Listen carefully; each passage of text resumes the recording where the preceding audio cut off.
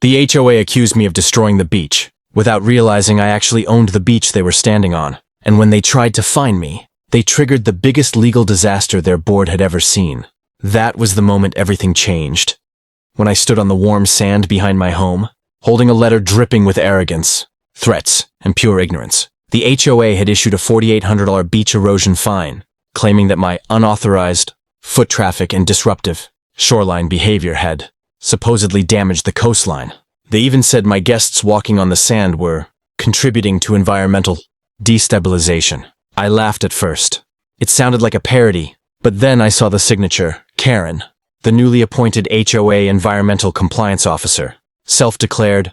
Of course, that explained everything. Karen had been itching to control the beach ever since she moved in. She acted like it was her personal paradise, shooing away families, lecturing joggers, and even drawing chalk lines in the sand like a kindergarten teacher claiming territory. Now she had the board backing her, or more accurately, she had them believing lies wrapped in ecological concern. But here's the twist she didn't know. My great-grandfather bought the entire stretch of coastline over a century ago. The sand, the dunes, the water access, everything.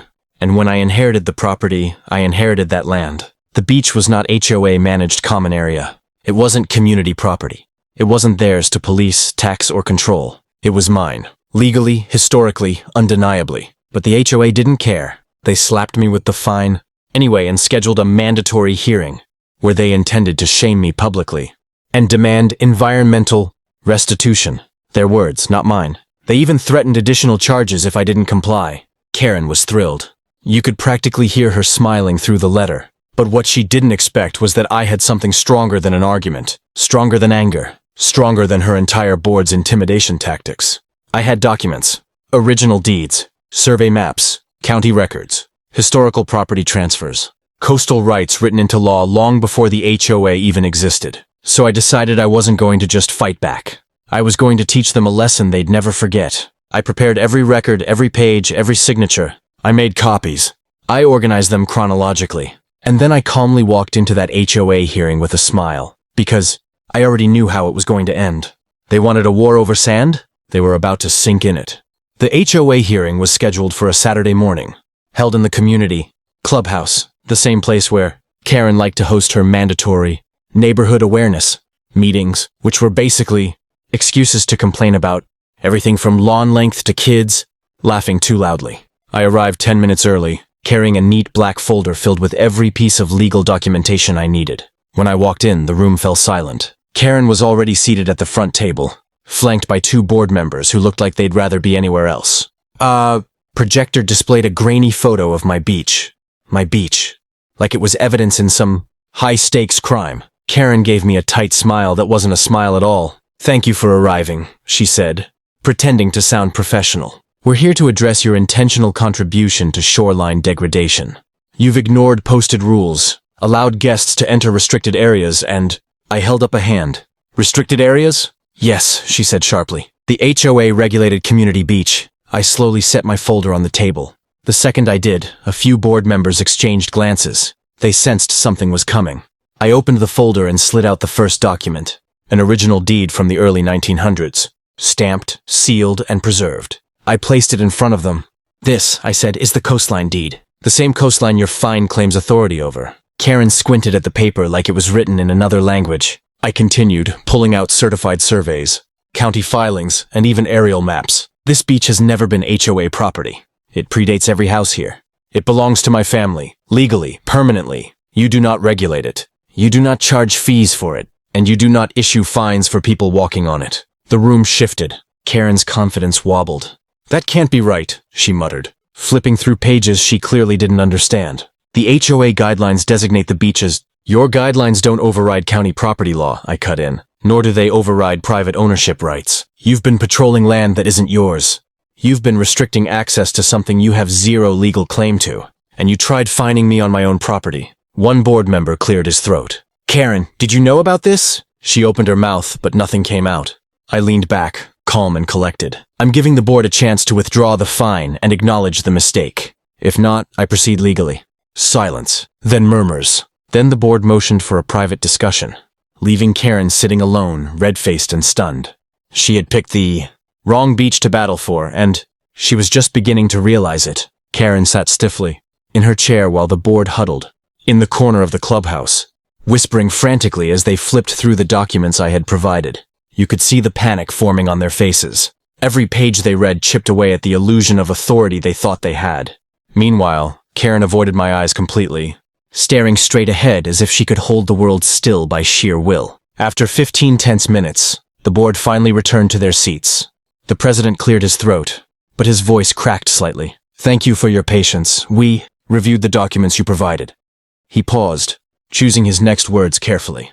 "It appears there may have been a misunderstanding regarding property boundaries." "A misunderstanding?" I repeated, raising an eyebrow. Karen bristled. "We simply enforced the rules as we understood them. The beach has always been treated as community space. Because no one bothered to check the records," I replied calmly. "Including you, Karen." She crossed her arms. "Well, even if that land is technically yours, the HOA still has an environmental responsibility. Your guests could be contributing to erosion." I slid another document toward her, an environmental study I'd commissioned years earlier. "This report shows the exact opposite. The beach is stable, protected, and regularly maintained by me." "Your accusations have no basis," a board member sighed, rubbing his temples. "Karen, this report is dated 3 years ago. Why haven't we seen this?" She sputtered. Because he never submitted it." "I didn't have to," I said. "It's my land. I maintain it on my own." Silence filled the room again, heavy, embarrassed, unavoidable. Finally, the board president spoke. "Given the legal documentation and environmental study, the HOA will withdraw the fine, effective immediately." Karen shot up from her seat. "You can't just let him do whatever he wants. If he owns the beach, he could block access. He could charge fees, he could—" I smiled. "Funny you should mention that."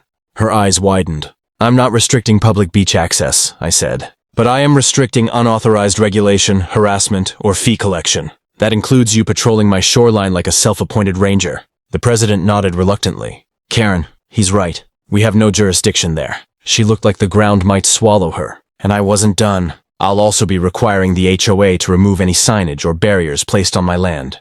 I expect that done within 72 hours. If not, I'll take further action." The board nodded in agreement. Karen was silent, completely defeated. And this was only the calm before the real storm. The next 72 hours revealed something I hadn't expected. The HOA board was terrified, not of me, but of what Karen had dragged them into. By the second day, they began removing signs from the dunes, taking down the HOA Beach Access Rules Board, and even pulling up the rope barriers Karen had installed last month without permission. They worked quietly, almost sheepishly, trying not to draw attention. But word spread through the neighborhood anyway. People whispered. People asked questions.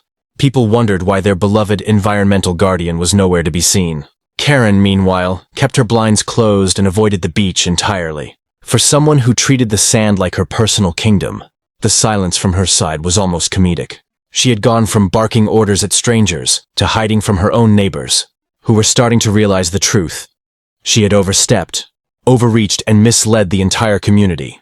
But I wasn't finished. That weekend, I invited every resident to a casual beach day gathering on my beach. Families arrived with chairs, coolers, towels, and kids excited to play without fear of being scolded by a self-appointed beach cop. I stood near the waterline, welcoming each guest personally. One neighbor approached me nervously. "Is this really okay? Karen always said we needed permits to be here." I smiled. "You're welcome here. You always have been." Karen just didn't have the authority she pretended to. The relief on their faces was unmistakable. Around noon, as the event buzzed with laughter and the smell of grilling food, I noticed Karen standing at the edge of her property line, arms crossed, jaw tight. She looked like she wanted to march down and take control again. But the truth held her back. She no longer had the power she once flaunted. I walked over to her, calm, polite, but firm.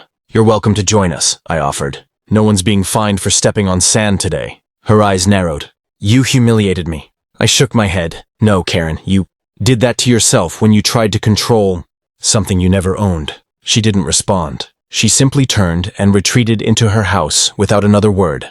As the sun began to set, neighbors thanked me for hosting, some sharing their own stories of Karen's unnecessary micromanagement. For the first time, the beach felt like what it always should have been: open, peaceful, and free from pointless authority. And as I watched the waves roll in, I realized something. The HOA hadn't just backed off. They had learned their limit. And Karen had learned hers. Because when you try to control something built on lies, the truth always washes the sand clean. If you loved watching this HOA showdown, hit that subscribe button, smash the like button, and drop a comment below telling us what you would do if Karen tried this to you. Don't miss more crazy HOA stories. Turn on notifications now.